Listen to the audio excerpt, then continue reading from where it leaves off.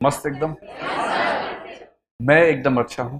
तो मैं एक बात से शुरू करता हूं। तो हम आईएएस को भी दिमाग में रख के बात करेंगे, लेकिन सिर्फ आईएएस की बात नहीं करेंगे, और भी चीजें दुनिया में हैं उनको भी ध्यान रख के बात करेंगे। एक क्षमता होती है जिसको बोलते हैं आईक्यू। सुने आपने क्या होता है? ये आई क्यू नहीं है, आईक्यू है ना? ठीक है, आईक्यू इसकी फुल फॉर्म क्या होती है? Intelligence quotient. कोशिएंट क्या होता है? कोशिएंट का मोटा मोटा मतलब समझ लीजिए कि किसी चीज की वैल्यू कितनी है, किसी रेफरेंस में किसी चीज की वैल्यू, किसी चीज की मात्रा, क्वांटिटी कितनी है, उसको बोलते हैं कोशिएंट। ठीक है।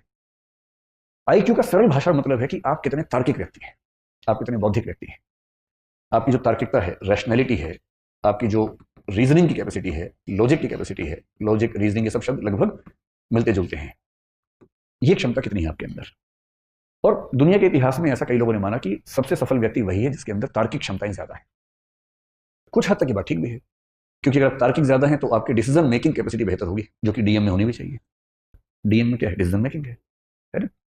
क्योंकि फैसले कर रहे हैं, और आपका फैसला केवल आपके बारे में नहीं है, पूरे जिले की जिंदगी के बारे में। 12 14 15 साल की सर्विस के बाद आप पूरे राज्य के स्तर पर प्रभावित करने लगते हैं समाज को। और यदि आप सेंटर की डेपुटेशन पर आ गए और 25 28 साल की सर्विस कर चुके हैं, तो आपकी कलम पूरे देश की नीयति तय करती है। इसलिए बहुत जरूरी है कि आप सोच समझ कर फैसले करें। आपका चीजों को समझने का, फैसला करने का जो प्रोसेस है, उसमें जो तटस्थता चाहिए, ऑब्जेक्टिविटी चाहिए, वो एकदम ठीक हो। ऑब्जेक्टिविटी का मतलब है कि आप फैसले इसलिए नहीं करते कि आपका मूड अच्छा नहीं था, आपकी विचारधारा ये है, आपके मन में ये भावना आ गई अचानक, नहीं। आप फैसला करेंगे तथ्यों के आधार पर, फैक्ट्स, आर्गुमेंट्स, और दुनिया के बाकी देशों में कैसे सिस्टम चल रहे हैं, बाकी राज्यों में कैसे चल रहे हैं, उन सबको स्टडी करेंगे। और उन सबके बेस पर जो सबसे अच्छा आपको लगेगा, या अच्छे अच्छे को मिलाकर जो बेस्ट लगेगा अपने समाज के लिए, आप उसको अप्लाई करेंगे। ये जो पूरी क्षमता है, इसको बोलते हैं इंटेलिजेंस कोशिएंट। और हम मानते हैं कि बिना इंटेलिजेंस की सुपीरियोरिटी के आप सचमुच कम से कम सिविल सेवाओं में तो ना जा सकते हैं, ना शानदार परफॉर्म कर सकते हैं। कुछ ऐसे लोग हैं जो संयोग से किसी तुक्के से सिलेक्ट हो भी गए कभी, तो वो अच्छे परफॉर्मर नहीं हो पाते। आप एक जिला ठीक से नहीं संभालेंगे, एक दुर्घटना करवा देंगे, तो आपको अगला जिला मिलेगा ही नहीं। फिर आपको सचिवालय में कोई ऐसी पोस्ट देंगे जिस पोस्ट की वैल्यू बहुत कम होती है। और आईएएस आईपीएस के हर सर्विस में कुछ ऐसी पोस्ट रखी जाती हैं ताकि ऐसे लोग जो सरकार के साथ संगति में नहीं है, या जिनकी कॉम्पिटेंस कम है, उन्हें वहां सेट कर दें।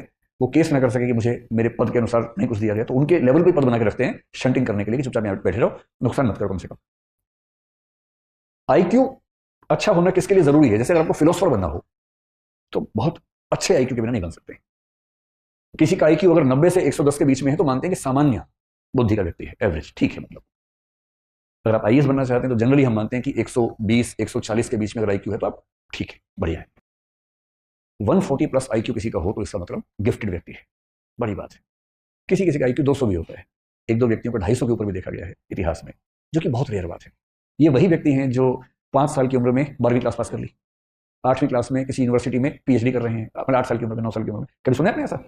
ये वो बच्चे हैं कि 8 9 साल की उम्र में उनके दिमाग का इतना विकास हो चुका है कि जैसे एक बच्चे की कहानी में मैं पढ़ रहा था, शायद अमेरिका यूरोप में किसी देश में था वो बच्चा, तो उसकी उम्र थी शायद 5 6 साल के आसपास। तो अपनी उम्र के हिसाब से जो क्लास होती है, पहली दूसरी क्लास में बैठा हुआ था, सब बच्चे पढ़ रहे हैं, मैडम के साथ गाना गा रहे हैं एकदम, मैडम कह रहे टी से टोमेटो, सब बोले टोमेटो, ये सो गया आराम से। तो टीचर ने उसको बड़ा समझाया, पुचकारा, धमकाया कि भाई क्लास में पार्टिसिपेट करो, ये करता ही नहीं था। हालत ये हो गई कि स्कूल ने कहा कि ये चल नहीं पाएगा। ये तो एडिसन के साथ भी ऐसा ही हुआ था। और बाद में जब टेस्ट किया उस बच्चे का आईक्यू आईक्यू निकला 200 के आसपास, और तब पता लगा कि उस बच्चे का मेंटल लेवल 10वीं क्लास का हो चुका था, बिठाया था पहली क्लास में। अब बता रहे टी टोमेटो, उसका दिमाग जोमेटो भी सीख चुका है। जैसे उसको 10वीं क्लास में भेजा, मतलब वो 1 साल का क्लास जो है वो 1 महीने में आराम से कर लेता था। 8 10 साल की उम्र में यूनिवर्सिटी में चला गया, 12 15 में प्रोफेसर बन गया। अब है ऐसा आईक्यू तो क्या करें, किसी किसी का होता है। और आईक्यू में दिक्कत यह है कि आईक्यू हमारे चाहने से नहीं बढ़ेगा। आईक्यू में बड़ी मात्रा इस बात की है कि आपको जेनेटिकली, बायोलॉजिकली कितना आईक्यू मिला। हाँ, एक रेंज के अंदर थोड़ा बहुत हम कोशिश से बढ़ा सकते हैं, लेकिन अभूतपूर्व परिवर्तन उसमें करना चाहें, आमूलचूल बदलाव करना चाहें तो नहीं कर सकते। तो अगर आपको मैथमेटिशियन बनना हो, जैसे रामानुजम का नाम आपने सुना होगा, है ना? तो रामानुजम होने की शर्त है कि आपका आईक्यू बहुत ही खतरनाक स्तर पर होना चाहिए। बड़ा साइंटिस्ट बनना हो, एपीजे अब्दुल कलाम जैसा, तो आपका आईक्यू बहुत खतरनाक होना चाहिए। या न्यूटन या आइंस्टीन बनना हो तो आईक्यू चाहिए बहुत ही खतरनाक। फिलोसफर बनना हो बहुत खतरनाक, जैसे हम भारत में शंकराचार्य का जिक्र करते हैं, 32 साल की उम्र में उनकी मृत्यु हो गई, जितने में अटेम्प्ट खत्म नहीं होते लोगों के। और ऐसी फिलोसफी देके गए हैं कि मतलब 1500 साल होने वाले हैं, कोई हिला नहीं पा रहा अब तक। 32 साल की उम्र में जिस व्यक्ति की मृत्यु हो गई, आईक्यू कितना रहा होगा? उस समय आईक्यू टेस्ट नहीं होते थे, सीधी सी बात है। होता तो मेरा ख्याल है कि 250 का मामला रहा होगा उनका। जब आईक्यू बहुत तेज होता है ना, आप इतना तार्किक सोचते हैं, इतना दूर का सोचते हैं, इतना तेज सोचते हैं कि फिर आपके साथ काम करने में सबको मजा आता है। और पीएम क्यों नहीं चाहेगा कि उनके पास ऐसा एक चीफ सेक्रेटरी हो या ऐसा कैबिनेट सेक्रेटरी हो जिसका आईक्यू बहुत शार्प हो, बात कहने से पहले समझ जाता हो, बात पूरी होते होते सॉल्यूशन सामने लगा जाता हो, ये सॉल्यूशन है इस चीज का।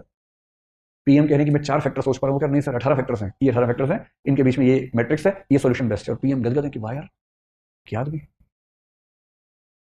तो एक चीज सफलता में आईक्यू है। तो एक पक्ष तो ये हो गया।